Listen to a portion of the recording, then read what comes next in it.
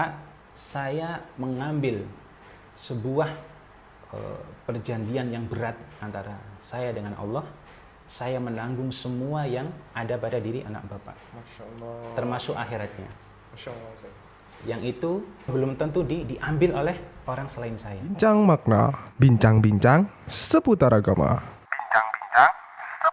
Kadang banyak kan sahabat-sahabat kita, pemuda-pemuda kita, memang dia ingin menikah, Ustaz. Nah, Tapi dia masih belum cukup punya materi, Ustaz. Gimana Nah. ya, Ustaz?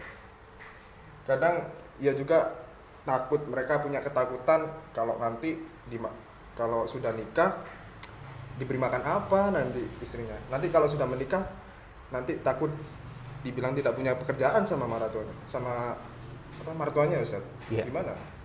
Nah, sebenarnya kalau kita kembali pada zaman sekarang, Mas ya, di masyarakat kita harus akui, kita seakan-akan, Anda tidak memvonisnya, kita seakan-akan kembali di zaman jahiliyah modern, di mana orang Islam itu bahkan asing terhadap Islamnya sendiri.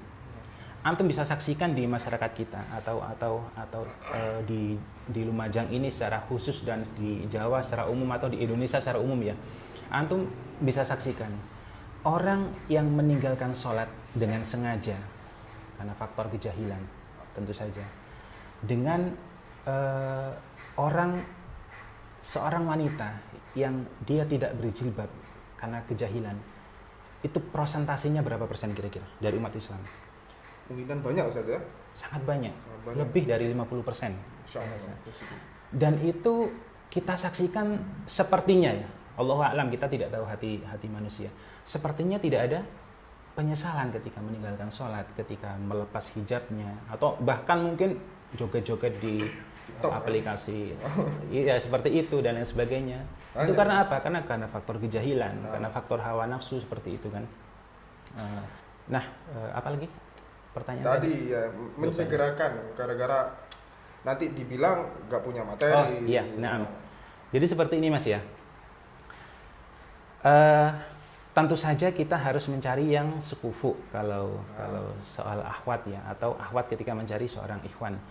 Mencari yang sekufu itu insya Allah akan jauh lebih memudahkan. Sekufu dalam hal apa? Dalam hal pemahaman agama itu yang terutama. Terus kemudian mungkin hal-hal lain yang sebenarnya tidak begitu urgent ya, seperti suku, seperti bangsa.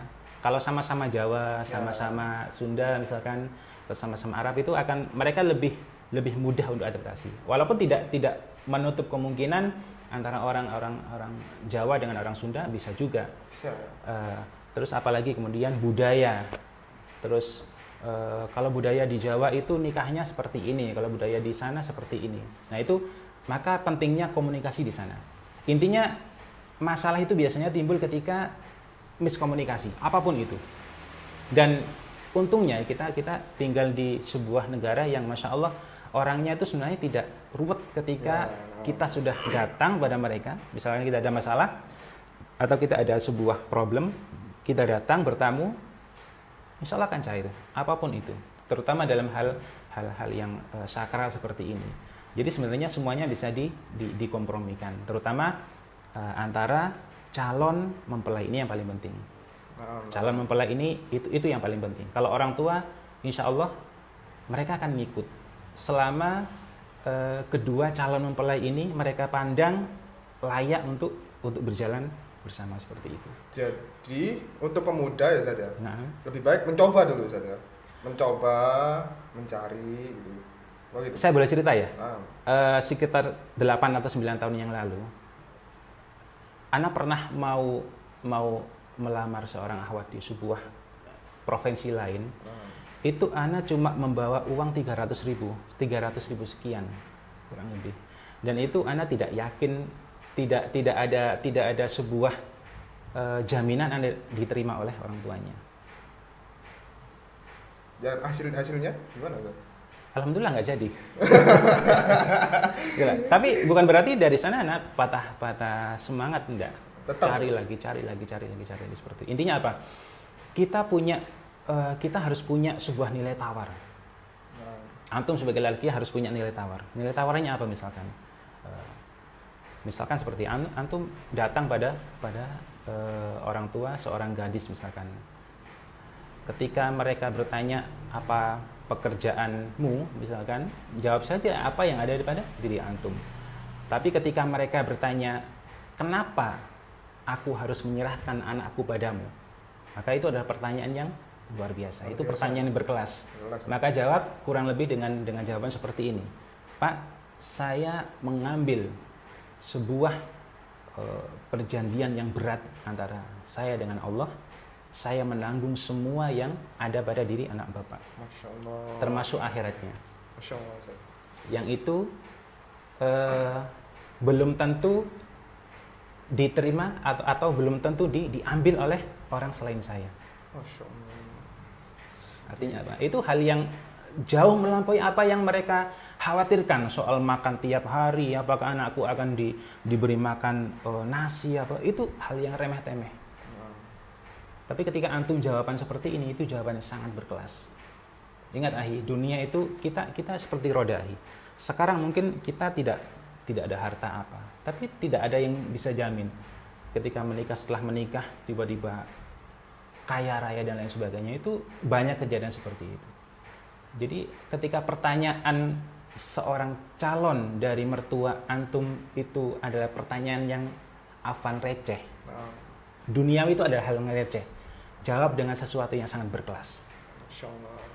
Dan itu adalah sebuah nilai tawar antum sebagai seorang laki-laki.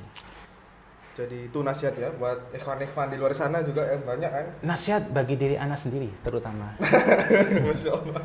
Jadi kita saling menasihati dalam kebaikan seperti itu ahi. Jadi begitu Ustaz ya. Ya, jadi kurang kita lebih. nggak perlu takut Ustaz ya. Toh juga ujung-ujungnya nanti juga dapat ya. Kalau nggak dapat berarti juga bukan takdirnya Ustaz ya. Orang yang berani itu orang yang tidak punya rasa takut sama sekali, bukan ahi.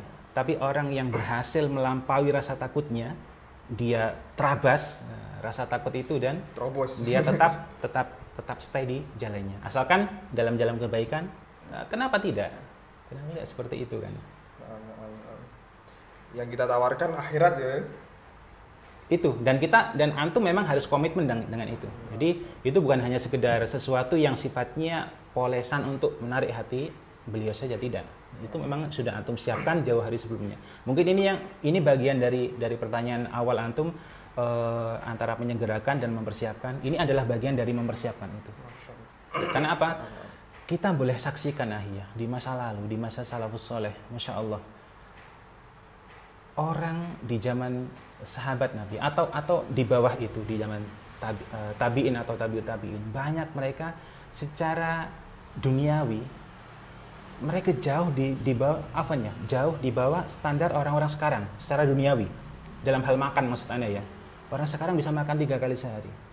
Kita bisa saksikan masya Allah Rasulullah SAW pernah 3 kali purnama dapurnya tidak ngebul kalau bahasa kita. Dapur Aisyah pernah tidak ngebul 3 kali purnama. 1 kali purnama berapa hari? Berapa? 30 hari. 30 hari. Kurang lebih. Berarti kurang lebih 3 bulan. Antum bisa bayangkan 3 bulan tidak nanak nasi kalau orang kita ya. Sekiranya memasak lah. Seperti itu. Nah. Tapi apa yang beliau hasilkan? Apa yang beliau cetak? Adalah generasi yang luar biasa setelahnya. Nah. Jadi duniawi itu hal yang remeh-temeh. Masya Allah, sesuatu yang sangat remeh. Walaupun kita butuh segedarnya saja. Tapi itu bukan satu yang jaminan. Antum bisa saksikan ketika beberapa tahun yang lalu negeri kita pernah terkena bencana gempa di Lombok atau likuifaksi di Palu. Kita bisa saksikan banyak di sana mobil, motor, mereka hancur dalam sekejap, rumah hancur dalam sekejap. Padahal mereka untuk mempersiapkan itu atau untuk membeli itu, kira-kira apa hanya 1 hari 2 hari? Pasti persiapan. Untuk membangun sebuah rumah itu butuh uang. Untuk mendapatkan uang itu kira-kira cukup 1 minggu atau 2 minggu. Persiapan yang lebih Persiapannya mungkin bisa berpuluh-puluh tahun. Ya. Ketika Allah berkehendak itu selesai. Tidak kurang dari 1 jam. Kuasa Allah. Masya Allah, ini kita bicara sesuatu yang berkualitas ya. Artinya akhirat itu jauh lebih berkualitas dari dunia. Bahkan akhirat itu sangat berkualitas dibandingkan dunia. Dunia tidak ada bandingannya dengan akhirat. Tidak bisa disamakan dengan akhirat. Nah, maka mungkin ini nasihat untuk anak sendiri dan untuk antum dan semuanya.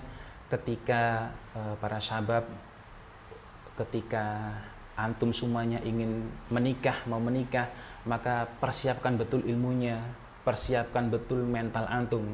Bahwasanya seorang yang mau menikah itu adalah ibaratkan kita mengambil sebuah tanggung jawab besar di akhirat tentang anak orang.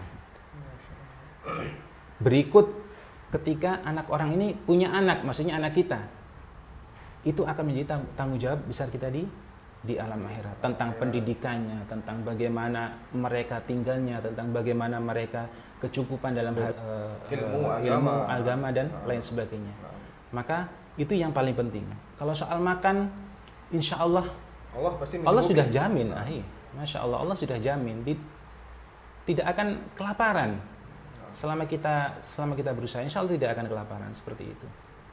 Nah, itu mungkin bagi sahabat-sahabat yang ingin menikah merasa takut atau gimana, aku belum punya banyak cukup uang. Setahu ana ya, kalau antum nikah di KUA itu gratis. Gratis ya. Apalagi untuk walimah misalkan ya, antum cukup ada uang 500.000, antum panggil tukang bakso misalkan, Mas tak borong ini buat acara walimah, itu selesai. Jadi cukup kecil-kecilan saja. Yang penting kan sah. Yang penting adalah iklan. Yang penting adalah iklan. Kita mempublish pernikahan kita agar diketahui oleh orang-orang. Itu yang paling penting seperti itu. Apa gunanya ketika menikah kemudian mewah acaranya di sebuah gedungnya sangat mahal, tapi setelah selesai malah nanggung hutang. Padahal seperti itu. Nikah sebenarnya yang selanjutnya saja, bukan yang waktu resepsi itu aja saja. Itu hanya walimah, Nah, maksudnya kehidupan. Kehidupan yang sebenarnya adalah kehidupan setelah pernikahan. Setelah qabil tu nikah itu tadi, itu yang paling penting, yang tercatat dalam catatan amal yang baik dan buruk insya Allah. Itu yang lebih tercatat seperti itu. Jadi begitu kan. Bincang makna, bincang-bincang seputar agama.